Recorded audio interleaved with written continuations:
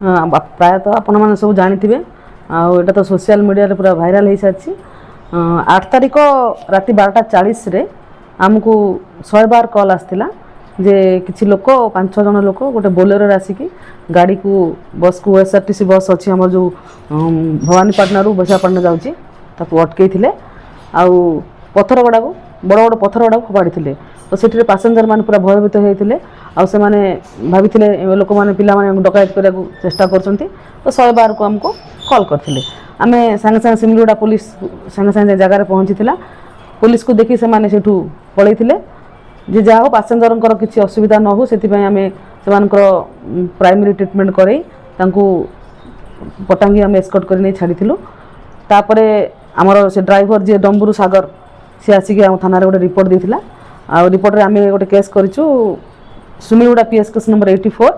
Section हूँ 310 clause 4 310 clause 5 of the BNSS और 3 prevention of damage to public property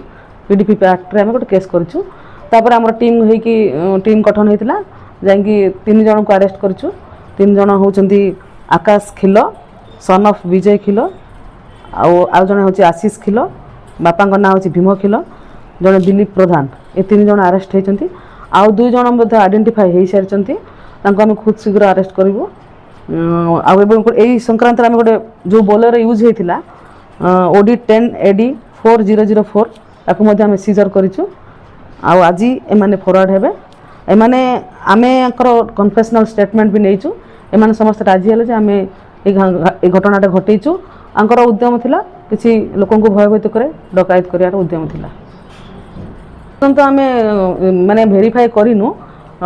actually आम case आम थाना आम भेरीफाई कर दीचु आउ मेसेज करूँ कोरापुट जिलार अन्य थाना जदि किसी केस थी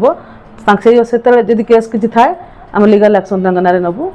आउ पर्यंत किसी आसनी आम थाना किसी केस ना घटना ना एपर्यंत आम नोटिस आसनी बाकी एमानଙ୍କର कार्य से राति अधा हेले मद खाई कि बुलती क्या देखिए किए जब सिंगल जाऊँ पिटामरा करती बोधे जना पड़ी ना गोटे एत बड़ घटना घटाया साहस कर।